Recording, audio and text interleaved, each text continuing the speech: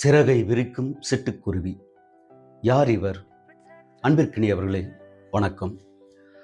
வட ஆப்பிரிக்காவின் குட்டி ஏழ்மை நாடான புர்கினா ஃபாசோவின் ஜனாதிபதி மாண்புமிகு கேப்டன் இப்ராஹிம் ட்ரவோரே. 37 வயதுதான். உலகிலேயே மிகவும் இளம் ஜனாதிபதி இவர்தான். 1988 வருடம் புர்கினா ஃபாசோவின் பாண்டோகுய் பகுதியில் உள்ள கேராவில் பிறக்கின்றார். பல்கலைக்கழகத்தில் புவியியல் படித்து பட்டம் பெற்றார். துடிப்புடனும் மாண்புடனும் மரியாதையுடனும் மாணவர் அமைப்புகளில் சுறுசுறுப்பாக செயல்படுகின்றார். இஸ்லாம் மார்க்கத்தை பின்பற்றியவர். தவறாமல் 5 முறை தொழுகை நடத்துபவர்.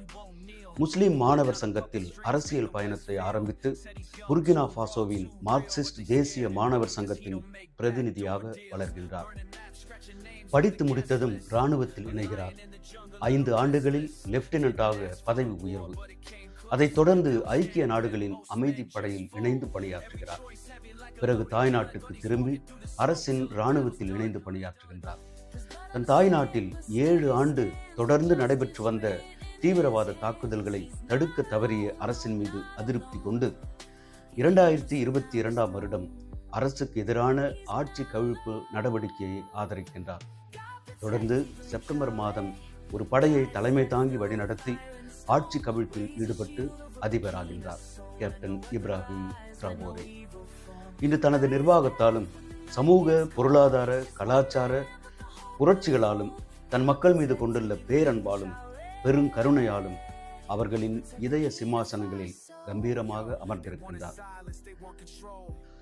உலக நாடுகளின் தலைவர்கள் வியப்புடன் புருவங்களை உயர்த்தி பார்க்கின்ற செயல் வீரர் இவர். ரிஹானா போன்ற உலகின் தலை சிறந்த பாடகர்கள் இவருக்காக பாடல்களை இயற்றி கடவுளே இவரை காப்பாற்று என்று வேண்டுகின்றார்கள். 2 ஆண்டுகளில் 18 முறை அவரை கொலை செய்ய ஏகாதிபத்திய சக்திகள் முயல்கின்றன. ஆனால் முடியவில்லை. தப்பித்து விட்டார். புர்கினா ஃபாசோ மட்டுமல்ல, அகில உலகமே ஆசையோடு நேசிக்கும் மாமனிதர் இவர். கடவுளின் தளபதி.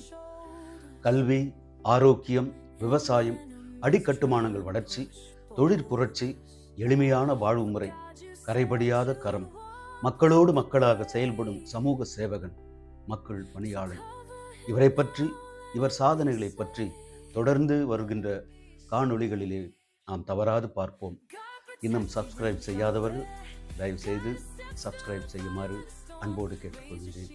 நன்றி.